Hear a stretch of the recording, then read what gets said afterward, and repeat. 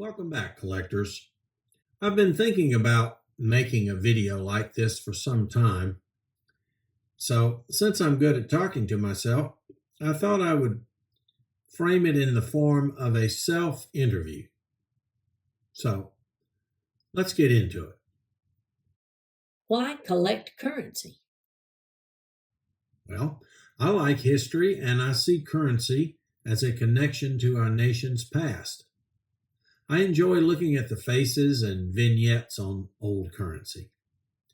These designs incorporate the style and art that was appreciated during that period. What advice would you give to someone starting a currency collection? When starting a currency collection, or any collection for that matter, take time to educate yourself. Don't rush in. Buy the book before you start to buy any currency. Now, I would recommend Paper Money of the United States by Arthur and Ira Friedberg.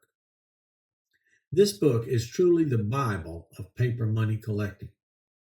It gives the history, catalogs the notes, and provides estimated values. I really can't say enough about this book. Of course, there is a lot of information available online these days. Sites such as the Society for Paper Money Collectors. This website provides access to lots of information through articles and databases of information. They also email subscribers news articles and information about upcoming currency shows. It only costs $20 a year, and it's well worth the money.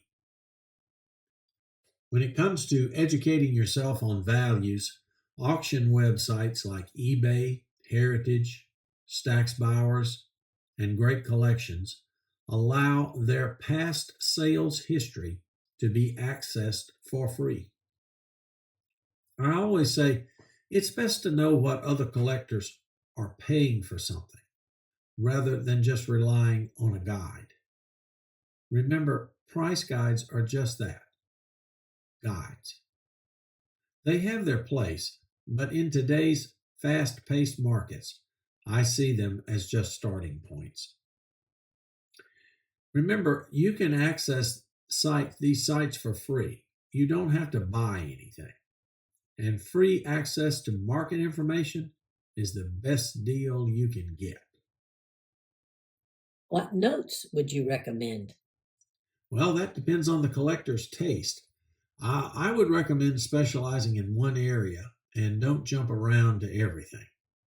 I wish someone had told me this when I was starting out. Take time to think about what your collection might look like. Maybe you would like to put together a large size $1 typeset. That's a good start. I believe there are only 13 notes, and all of them are affordable and easily found with time and patience. Maybe you would like to put together a collection of notes that feature the portrait of George Washington, or collect only $2 bills, something like that. You might want to get into national banknotes and collect only notes from your city, county, or state. The same thing could be said with obsolete notes. Perhaps Confederate notes,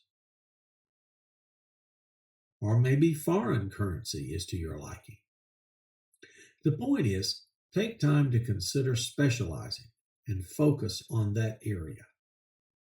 It's easy to get distracted.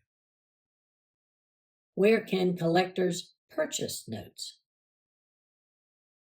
In person at coin and currency shows, or in online auction houses like the ones I mentioned earlier.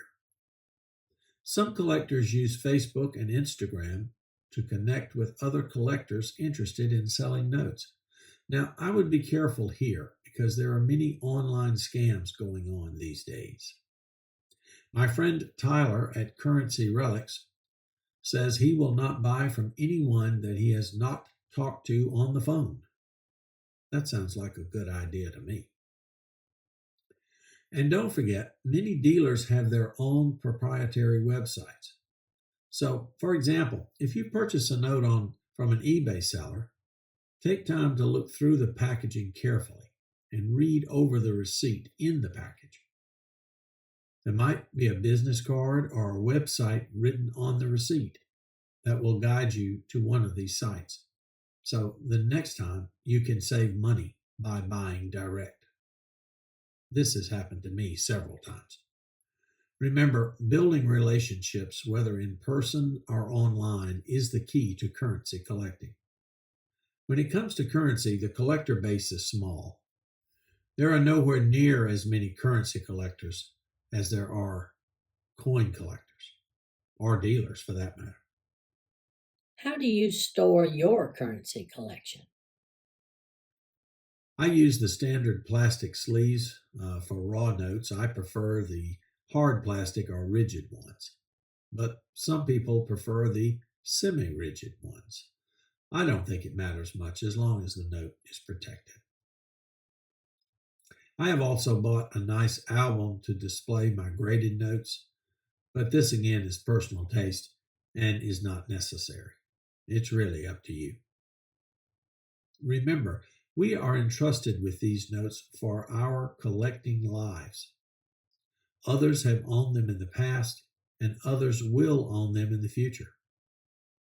So let's be good curators while we enjoy them. What about safeguarding your collection from fire and theft? I store my collection in a safe deposit box at a bank.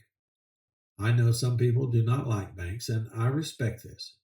But I will say that I have done this for over 40 years and never had a problem. Some people use home safes. Now, I have no expertise on this subject, so I'll just mention it as an option and caution you to do your homework.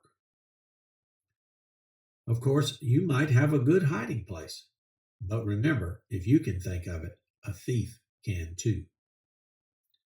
One of the best things you can do to keep your collection safe is to keep it to yourself. The fewer people who know about it, the better. In summary, when starting any collection, remember ESP: education, specialization, and patience. Take time to educate yourself, specialize in a particular area, and remember patience. Rome wasn't built in a day. Take time and enjoy the ride. Currency collecting is a hobby that can last a lifetime. Is there anything else you would like to add? Oh my, there's a lot I've left out. I didn't even mention continental or colonial notes, era notes, star notes, or fancy serial numbers. On the publication side, if you are interested in national or obsolete banknotes, check out Don Kelly's books on these subjects.